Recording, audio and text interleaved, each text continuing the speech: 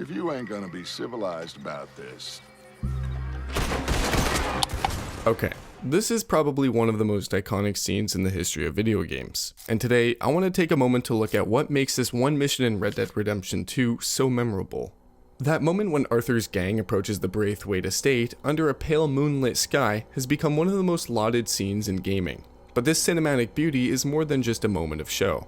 It sets the stage for one of the most memorable missions, a mission that has high stakes, references to cult movies, and a story that unfolds with devastating consequences. In Chapter 3 of the game, which takes place in the small town of Rhodes, Arthur's gang finds themselves at the center of a bitter feud between two families, with Braithwaites and the Greys.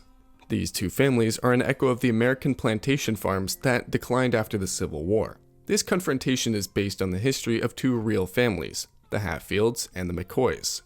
It was one of the most famous family conflicts in US history, lasting for decades in the late 19th century. Dozens of people from both sides died during the conflict, and the confrontation itself became a part of American folklore. The conflict between the Greys and the Braithwaite has many similarities. Both families and influential plantation owners in the state of Lemoyne and have been fighting for economic and political control in the region for many years.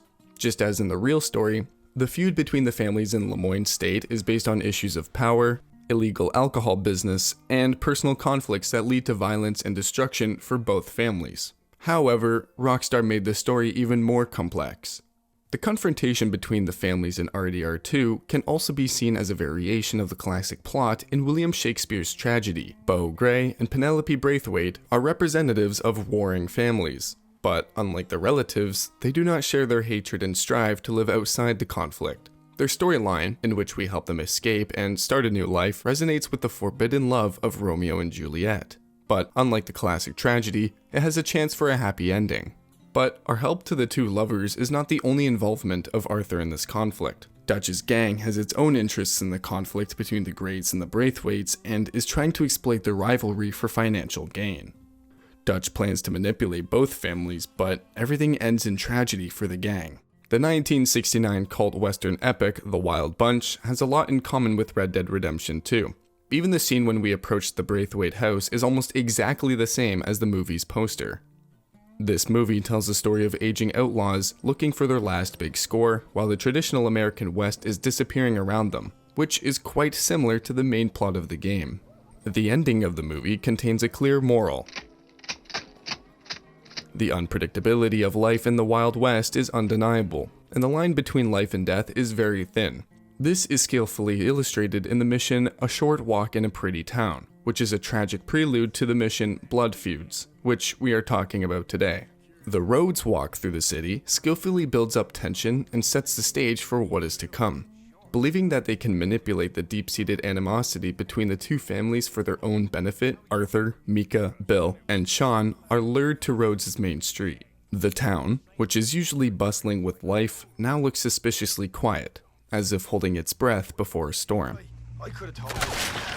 A single shot is fired, and Sean is killed. His sudden death is brutal, leaving Arthur and the player stunned.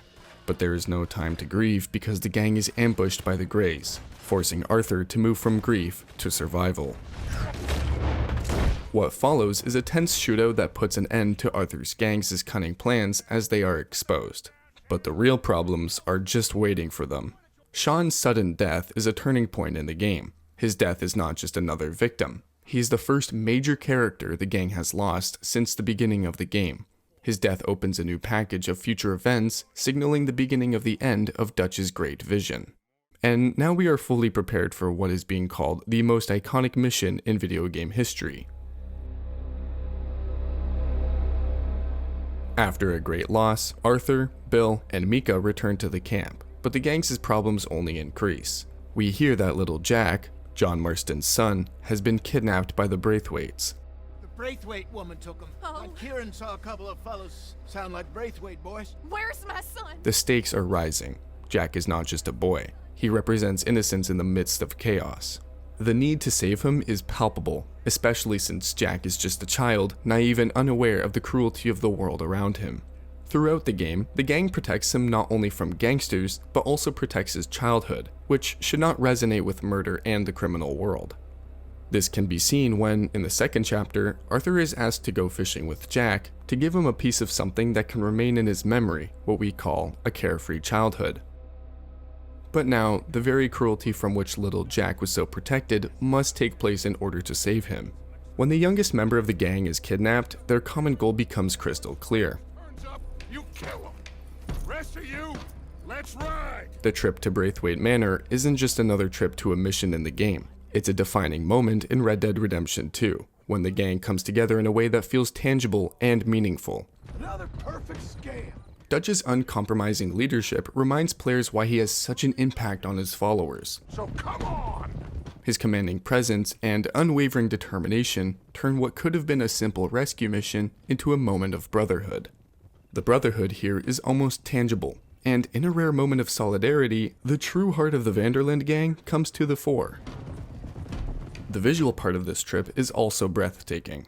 The moon casts as a glow over the gang, and their shadows stretch and shift, heightening the sense of impending danger. And the accompaniment of John Theodore's rhythmic drumming heightens the tension. It's a perfect symbiosis of stunning visuals, atmospheric sound design, and the gang's unwavering determination that makes the mission look like a cinematic masterpiece. We instinctively feel that something special is in store for us, a scene that is a testament to the beauty, depth, and artistry of this epic game. Arriving at Braithwaite Manor, the atmosphere is full of tension and anticipation. We see a majestic but decaying mansion that embodies all the grandeur and cruelty of the great and corrupt families of the old world. Families that, like their estates, will soon cease to exist. Even visually, this moment resembles a scene from Quentin Tarantino's film when the Candy family returns after the funeral to their estate, which will also soon be destroyed. However, this is not the last reference of the mission to Tarantino's work. Or otherwise. The eerie silhouettes of Arthur's gang, combined with dramatic female vocals, turn the scene into an unforgettable cinematic experience, emphasizing the high stakes of the upcoming confrontation. Gradually, members of the Braithwaite family come out of the house. The tension is rising. A shootout is inevitable. Dutch radiates cold confidence as he speaks, If you ain't gonna be civilized about this. before firing 2 precise shots to the head. After that, chaos begins to reign. Simple survival turns into outright revenge, turning a quiet night into a frantic shootout and all-night carnage as the gang seeks retribution. The name of the mission, Blood Vengeance, ancient and modern, is symbolic. The enmity between the Grey and Braithwaite families is a relic of the old southern aristocracy built on slavery and betrayal, ancient grudges that have festered for generations. The physical violence that echoes this historical feud becomes a reflection of the gang's own journey and their desperate struggle for survival. Visually, the shootout scene in the house itself also refers to cult films about the brutal Wild West. One of the most obvious parallels is Django Unchained when a key battle takes place at Candyland Manor, a luxurious but decaying mansion that epitomizes the violent and decadent South. The same colors, rivers of blood, and complete chaos, with the screams of mortal wounds mixed with an endless stream of bullets. In addition, the shooting style and dramatic mood of the mission resonate with Clint Eastwood's 1992 film Unforgiven, where the character, who has long tried to leave his violent past, finally succumbs to his nature and makes one last, merciless massacre of his enemies. When Arthur and John break through the barricaded door, they take Gareth and Gerald Braithwaite by surprise and kill them, culminating in the massacre of the Braithwaite family. You want me to kill you too, old woman? You bastards! Where's the boy? As Dutch drags Catherine Braithwaite down the stairs, the gang methodically slaughters the rest of her adult sons. The brutal execution of this family reflects the gang's growing thirst for revenge. Catherine is forced to witness the complete destruction of her world, her house literally burning around her, symbolizing not only the physical collapse of her family, but also the last vestiges of her disappearing heritage. These eerie visuals reveal a side of the Vanderland gang that seems undeniably sinister. Players who may have once felt morally uncertain about their choices now face the harsh reality of their actions. Why'd you take the boy, Mrs. Braithwaite? You stole my Boys are off liquor. limits. You stole my horse. As the gang walks away, leaving Catherine to mourn the loss of her family, the scene captures the emotional consequences of their choice. The once luxurious mansion is now in flames, and with it, all the past dominance of a cruel and powerful old American family. The visual style of the scene again refers to Hollywood cinema. Before the start of the mission, a short walk in a pretty town, players witness a seemingly insignificant event in the camp. We see Sean and Jack sitting next to a dead rabbit. The white rabbit, once a symbol of good luck, now lies lifeless. Oh, it's a sign. It's definitely a sign. A silent sign that luck, for both Sean and the gang, has run out. Oh well. Bye, Mr. Rabbit. Red Dead Redemption 2 serves as a powerful illustration of the old ways of bandits and gunslingers, culminating in the inevitable reckoning that unfolds in the first Red Dead Redemption, where revenge is taken by the same boy who grew up amidst the chaos and conflicts of his father's world. When players are immersed in the confrontation between warring families, they become not just participants in the storyline, but witnesses to the unfolding tragedy of a gang trapped by their own choices. After the fall of the Greys and Braithwaites, the city of Rhodes, which once belonged to them, becomes another symbol of a dying era, the main narrative of Red Dead Redemption 2.